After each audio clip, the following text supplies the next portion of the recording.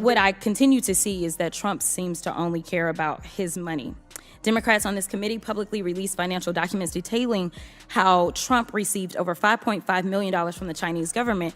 Not only that, these records also showed how President Trump and his White House senior advisor daughter, Ivanka, received hundreds of trademarks by the PR. Have you heard the whispers? They're getting louder by the day, and they're painting the president in a way most of us never imagined. Some call it overblown gossip. Others swear it's the raw, unvarnished truth. But no matter what side you're on, one thing's clear.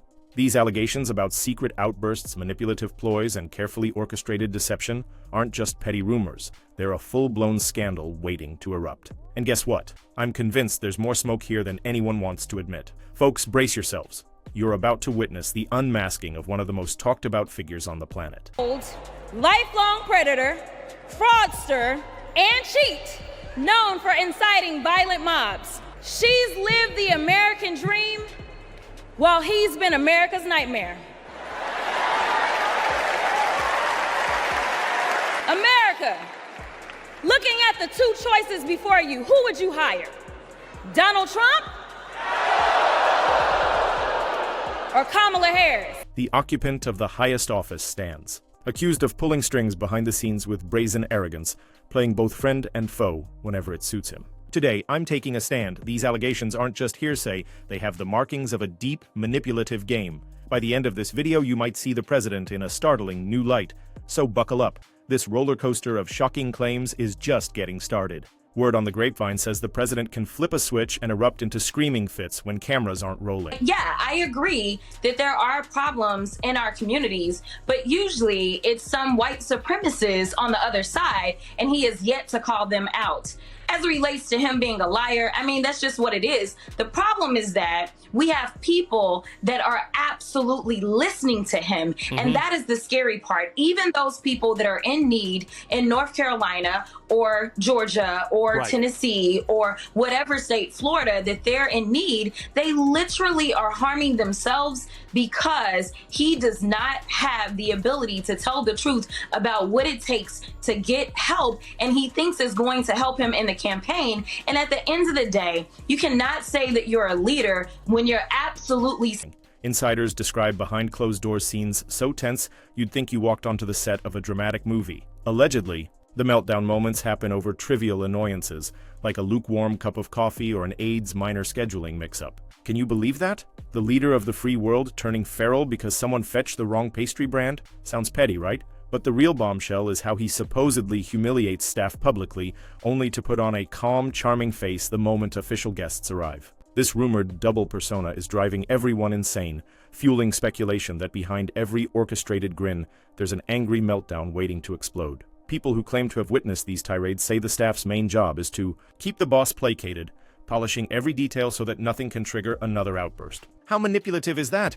You can practically see the fear in their eyes, or so the leaks suggest. If even half of this is true, we're dealing with an outrageously entitled figure who's convinced the rules don't apply to him. But that was... It's kind of like Trump. Like, Trump is not deciding that he's going to be beholden to all these people that gave all the little money that they probably didn't have to his campaign, that went out and decided to vote for him because they really believed in him. They believed the lies that he told when he said on day one he was going to end war, when he said on day one that he was going to reduce the price of food, that when he said on day one that he was going to give us a big, beautiful America, right? Like, they believed that. And so, you know, as much as I spar on social media and that kind of stuff with, you know, radical MAGA, there's just not that much of this country that is just MAGA, right? Like, I refuse to believe that the vast majority of this country is MAGA. It was just the start of a deeper rabbit hole. And if you think meltdown rumors are alarming, wait until you hear what insiders say about hush agreements and secret deals that put these outbursts to shame.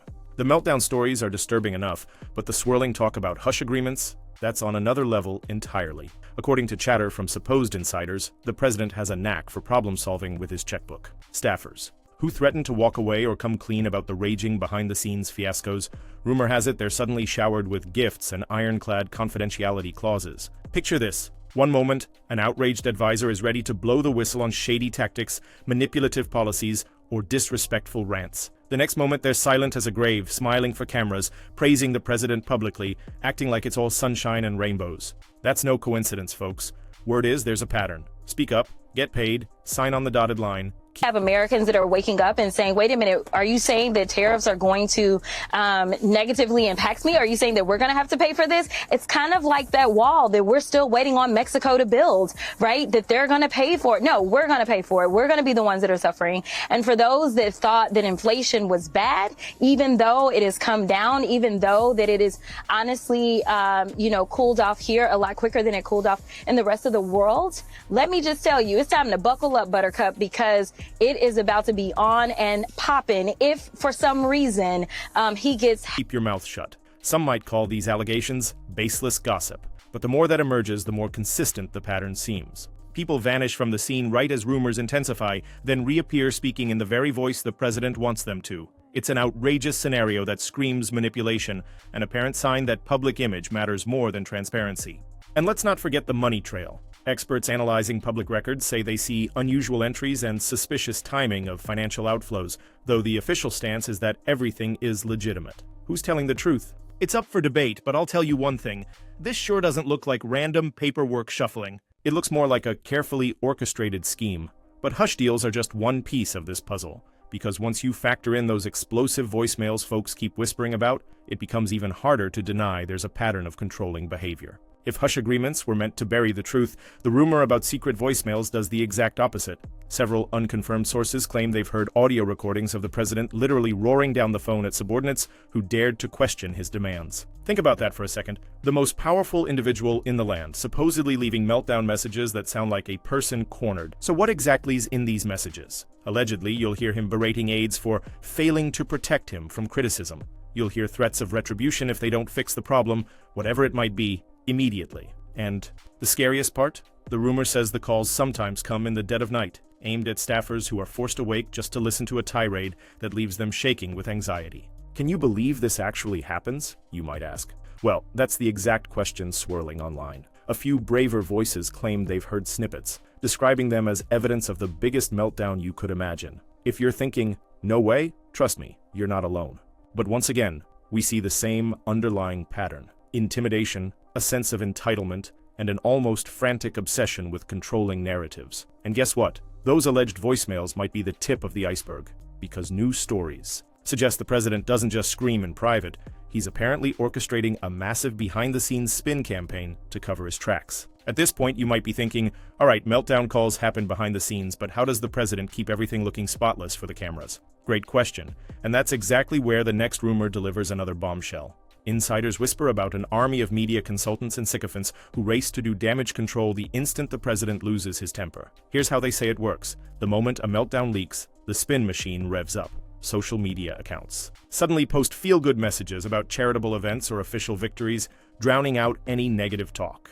Allies close to the seat of power quickly push out contradictory stories, labeling whistleblowers as disgruntled or seeking attention. Major announcements get timed precisely to overshadow damaging revelations. And the public? Busy with everyday life, they often see only the polished facade. If rumors pop up about the president screaming at aides, the official channels swiftly release a lighthearted photo op with children or veterans or some orchestrated handshake. By the time the meltdown rumor spreads, the official narrative frames it as a non-issue. Meanwhile, critics who try to press for details find themselves drowned out by a sea of official statements and carefully curated social posts. It's like a magic trick. Watch the right hand wave a shiny object while the left hand quietly handles the real crisis. Manipulative? Absolutely. Desperate? Quite possibly. But here's the real question. What else is lurking beneath that carefully choreographed exterior? If you thought it couldn't get more shocking, just wait, because some are pointing to suspicious alliances and backroom deals that might explain why so many powerful figures keep enabling this behavior. They say in politics nobody does anything for free. Well, the next swirling rumor suggests the president keeps certain powerful allies close, not through loyalty or respect, but by granting them special access and privileges. In return, they speak well of him, kill unflattering stories, and help silence potential leaks. Think about it. How else could one figure hold so many big personalities in the palm of his hand? It's not just about party loyalty or love for the spotlight. According to rumors, there's a deeper quid pro quo at play. Whether it's unique business opportunities, high-level appointments, or hush-hush legislative favors,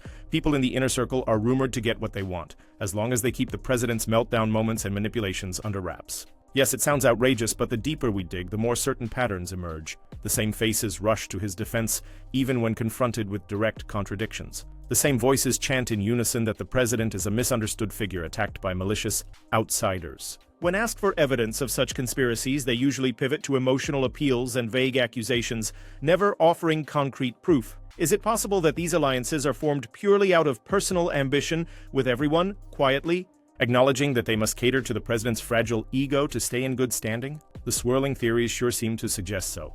If it's all a game of survival at the top, we the public might be pawns in a grander scheme, oblivious to the manipulations happening in the shadows, but alliances are only half the story. New revelations hint that the president deploys a rotating cast of scapegoats whenever things spiral out of control. The next section could be the biggest bombshell yet. Ever notice how whenever the president lands in hot water, an underling miraculously appears to take the blame? Leaks from staffers suggest this is no coincidence. Evidently, there's a well-practiced strategy in place. The moment the heat turns up, toss a scapegoat to the wolves. Picture the scenario. Embarrassing meltdown rumors surface. The media starts asking questions, and the president faces a wave of criticism.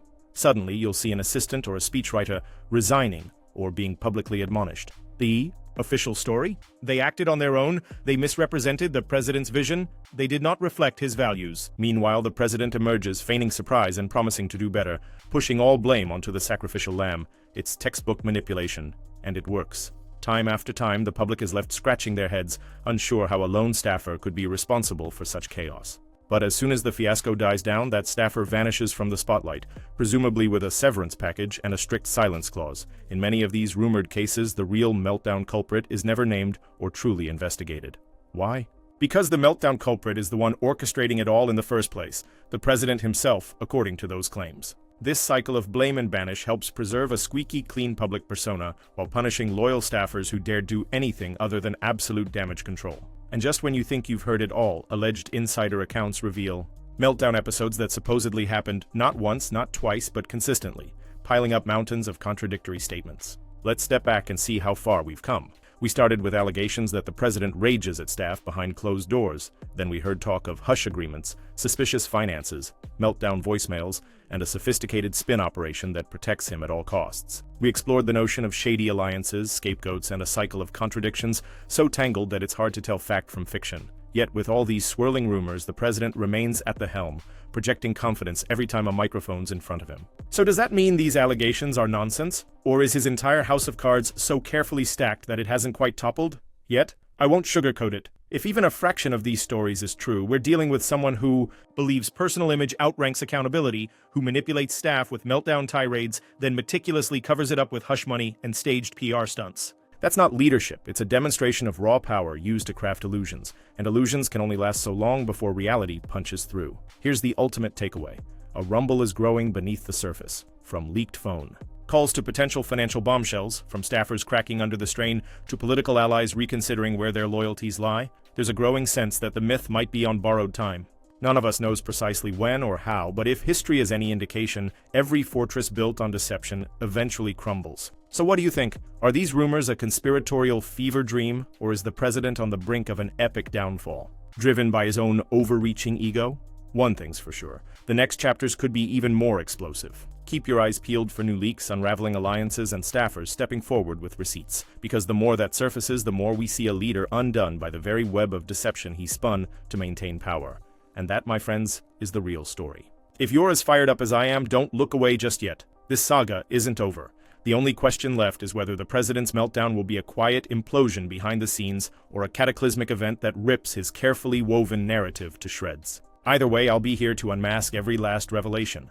Stay tuned, stay watchful, and remember, illusions can survive for a while, but the truth eventually finds its way to the